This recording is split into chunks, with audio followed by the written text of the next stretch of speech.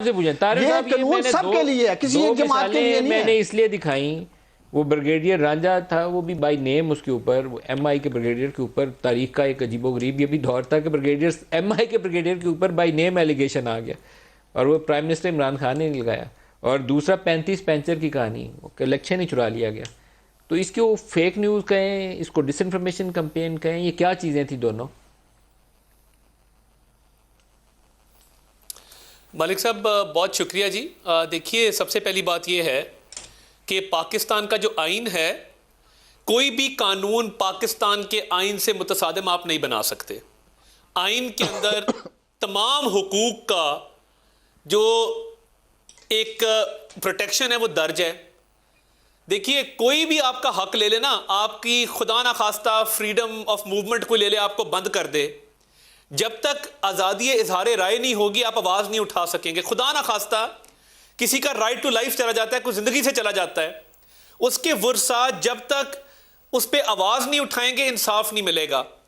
आज़ादी इजहार राय आईने पाकिस्तान में सबसे बड़ा हक है, पहले तो इस बात को तस्लीम किया जाए। दूसरी बात यह है कि जब कोई कानून बनाया जाता है तो तमाम स्टेक होल्डर्स को ऑन बोर्ड लिया जाता है, वो सिविल सोसाइटी हो, वो इंटेलिजेंसिया हो, वो आपके रिपोर्टर्स हों, वो जर्नलिस्ट हों, वो एंकर्स हों, वो मीडिया हाउसेस हों। तो ये ऑर्डिनेंस जो उजलत में किया गया है, क्या पाकिस्तान में हित के इज्जत का कानून मौजूद नहीं है?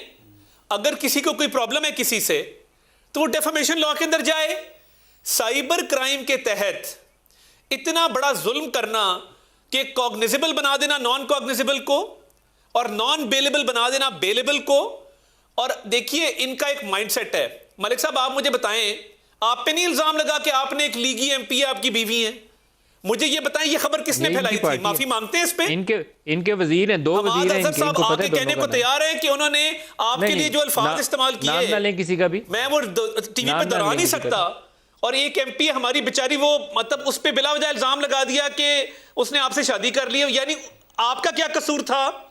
या वो अभी भी हमारी एमपी है, उनका क्या कसूर है?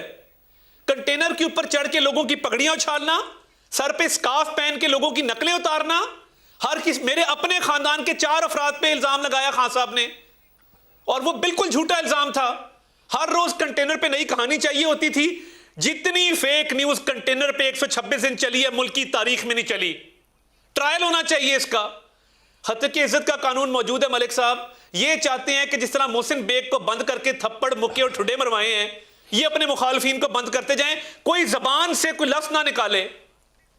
मुझे बताएं कि ये कहां दुनिया में इस तरह का दस्तूर होता है कि आप बगैर किसी जाती पसंद नापसंद पे एफआईए को आप चढ़ा देते हैं, और मोहसिन बेग आपको नहीं पसंद, चले छोड़ दें।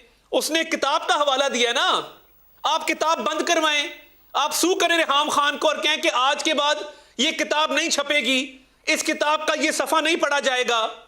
मोहसिन बेग को आपने तशद्दुद करवाया जेल के अंदर साइबर क्राइम के तहत। 35 पेंचर सच्ची कहानी है, सिर्फ 35 पेंचर झूठ है? ब्रिगेडियर रांझा सच्ची कहानी है या ब्रिगेडियर रांझा की कहानी झूठ है? इसके ऊपर आप क्या कहते हैं? देखें, मैं आपको बताऊं, 35 पेंचर का सुप्रीम कोर्ट फैसला कर चुका है। 35 पेंचर पे इन्होंने खुद का सियासी बयान है, कौम को गुमराह किया, कौम से माफी मांगनी चाहिए इनको। और एमआई के एक ऑफिसर ब्रिगेडियर रिटायर्ड रांझा, वो मतलब मुझे ये समझ नहीं आती कि वो उनका क्या ताल्लुक किसी इलेक्शन से। और ब्रिगेडियर रांझा ने पंजाब में बिल्कुल सर्व किया, वो डीजी एंटी करप्शन थे।